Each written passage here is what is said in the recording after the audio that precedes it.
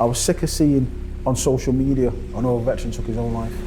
You know, looking in the papers or walking down the high street and seeing a homeless veteran on the streets. And I thought, you know what, I want to do something. My name is Darren Wright, and I spent 5 years serving with the Royal Artillery. But after a kinetic tour of Afghanistan, I was medically discharged with undiagnosed PTSD, and my life began to spiral out of control. Battling with mental health demons, I found myself homeless, suicidal, and facing a stint in prison. But since then, I have rebuilt my life, starting a charity that helps veterans transition out of service and into meaningful employment. It's been a hell of a journey. This is my story. I always wanted to join the army from being a kid. I was in the army cadets. I just wanted to serve Queen and country at the time. I just threw myself into it 110%. I loved it. I remember my passing out parade, becoming best recruit. I just loved being in the military. My mum and dad split when I was young, and it was the first time I got that family feel, being in the military. I was in the Royal Artillery. I mean, the role was air defence, so I was air defence gunner. Was I nervous about going to Afghanistan? No, it was just one of them things. No, you're serving in the British Army, you're trained to do your job. Just going to Afghanistan was just part of the job, really. How did you find that experience? It's different. It's okay seeing things on the TV, but when you live it for real, it's a lot different. I started suffering from mental health problems. I was discharged from the military, and I was left to fall by the wayside when I left early. I became homeless. I was self-medicating with the drugs and the alcohol. I was being a distant father to my children. Not being there. That was the lowest point, So I let my kids down, but I was in such a bad way. I was lost, and I got involved in criminality.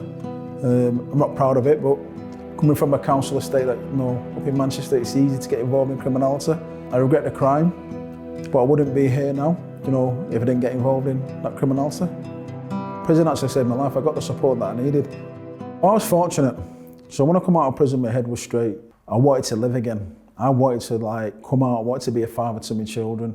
I wanted to rebuild my life, I'd missed a lot of years, and I wanted to build, what had been broken with my children. I was fortunate to have my HGV licence, that I got in the military. And I used that HGV licence to get myself back into employment. It gave me structure, it gave me stability, it gave me financial security that everyone needs to get by in life. It gave me a purpose, it gave me getting up in the morning, it gave me being able to provide for my kids. It put me back as part of society. It made me a taxpayer. If I said the name Jamie Doyle to you, what would it mean? So Jamie Doyle was a very close friend when I served in the military. Top guy. I'd done a United Nations tour in Cyprus with Jamie. I had some good fond memories of him. And it was in 2018. I got a phone call out of the blue, and it's from one of my old military friends. And he actually said, "Oh, have you heard about Jamie?" So I said, "No." He said, "He's been found dead." And that was less than 12 months after leaving the military. So obviously I went to his funeral. It hurt me a lot more than what I thought it would. Do you know what I mean? And it was when I was on my own, working as a truck driver.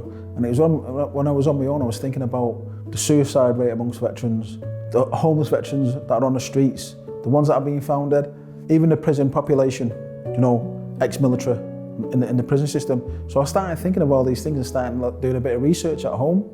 And I just thought to myself, I've actually been there. I've been rock bottom. I've been homeless. I know what it feels like. I know what it feels like to be rock bottom. And that's what made me come up with the idea of do HGV driver training. Now, I'm not saying it's the best job in the world, but it's a job. And it's a job where you can earn a decent wage. We empower, ex-military personnel to stand on their own 2 feet, and we support them into employment. There's a lot that the military give you. So they'll always turn up on time. They'll always get the job done. They think on their feet, that's instilled to you in the military. You must be very proud of that journey that you've been on, Darren. It's been a hard journey. It's been emotional as well. I love doing what I'm doing. I love changing people's lives. I'd like to be in every major city in the country, and I'd like it to support every service leaver that may want to come into the logistics industry. I'd want it where there's no homeless veteran on the street. There's no veteran in prison, where we can support them into sustainable employment. What do you think Jamie Doyle would make of what you've done? I think, yeah, it'd be looking down, happy. The Veterans Foundation is one of the first organisations that believe in us. Like I said, when I started at the beginning, it was hard, you know, and they give us, I think it was £30,000 at the beginning. That helps us. We wouldn't be here now if we didn't receive that. So they put the belief in us and into our mission. It supports us going into the prisons and speaking to the veterans that are in prison. It supports us to empower, you know, other service leavers and get them into the logistic industry. I play the Veterans Lottery myself because I know the money that's raised, no, it does a lot of good, and it supports smaller charities like myself to carry out our mission.